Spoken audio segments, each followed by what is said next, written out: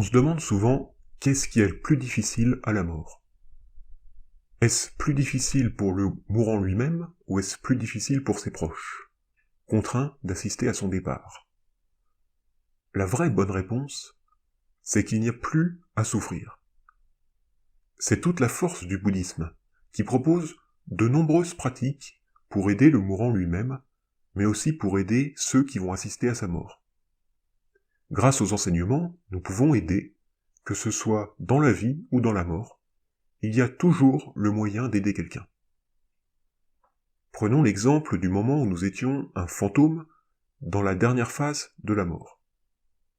Je vous avais parlé, dans mes précédentes vidéos, du fait que les vivants peuvent aider un défunt arrivé à ce stade.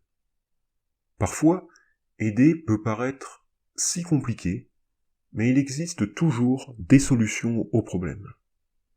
Nous croyons que l'esprit est indomptable lorsque nous sommes un fantôme, comme si le contrôler était comparable à porter un arbre géant.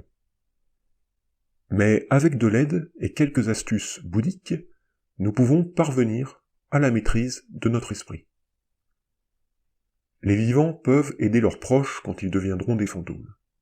Comme je le disais dans mes anciennes vidéos, cette phase transitive dure en moyenne 49 jours, et c'est dans la première moitié de cette durée que les proches peuvent lui venir en aide. Donc ça signifie que pour les vivants, il faut aider le défunt dans les 3 premières semaines qui suivent sa mort. L'aider a pour objectif de mettre toutes les chances de son côté, soit pour qu'il atteigne l'éveil, soit pour que sa renaissance soit meilleure. Ça doit passer par des pratiques spirituelles. Il est aussi possible de l'aider sur la deuxième moitié de son séjour en tant que fantôme, mais comme ses émotions et pensées vont se régénérer, et que son karma aura déjà prédéterminé sa prochaine renaissance, notre aide sera forcément moins influente.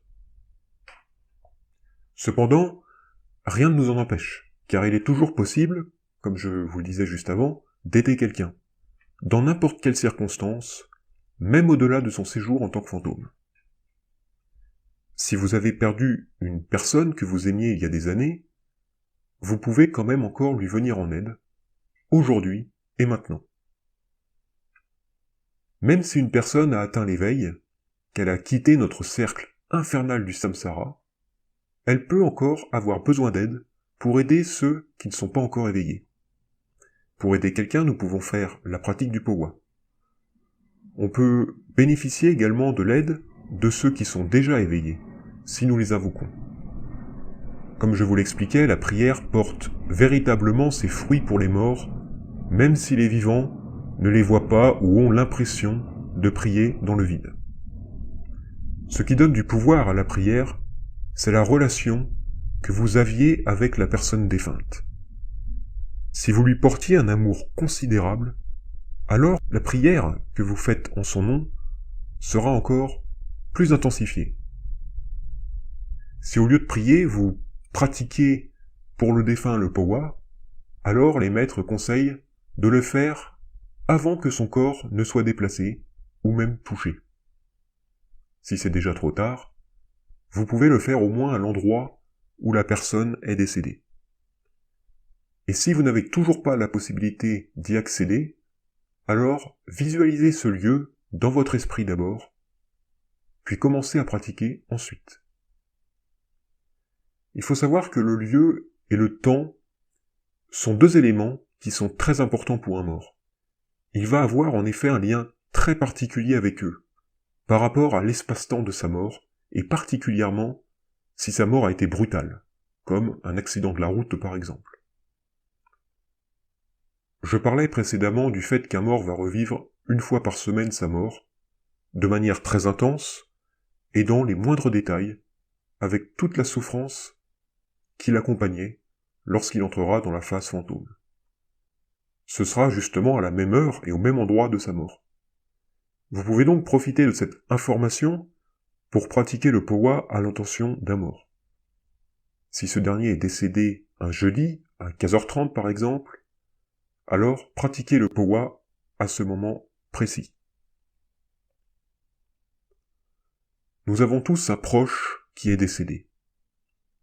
Il y a des moments où nous pensons à lui, et des moments non. Cela ne s'explique pas. Mais dès que nous y pensons, nous pouvons pratiquer le powa à son intention.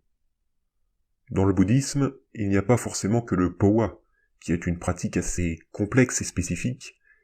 Il existe aussi la récitation de mantras, qui sont des paroles sacrées, un peu comme une prière. Quand nous sommes humains, nous croyons que nos paroles, nos prières ou nos pratiques, destinées à aider un mourant, ne lui seront justement pas d'un grand secours. Mais comme nous l'avons vu, l'esprit dans cette phase transitive possède une clairvoyance des plus extrêmes. Et sa sensibilité est très accrue et n'a rien à voir avec l'esprit dissimulé dans un corps physique. C'est cette caractéristique qui fait que nos prières et pratiques sont vraiment très utiles pour le défunt, car il va les recevoir avec 7 fois plus de bienfaits. Bien évidemment, nous devons profiter de ces moments de recueil pour essayer de développer notre compassion. Lorsque nous avons terminé notre prière ou notre pratique à l'intention d'une personne, pourquoi ne pas étendre cette pratique ou cette prière pour d'autres personnes, que nous les connaissions ou non? Nous pourrions par exemple l'exercer pour les victimes de guerre, les victimes du Covid ou autres maladies mortelles, les victimes d'une mort brutale, etc. Je conclurai cette vidéo sur ce sujet. On se retrouve la semaine prochaine pour une nouvelle vidéo.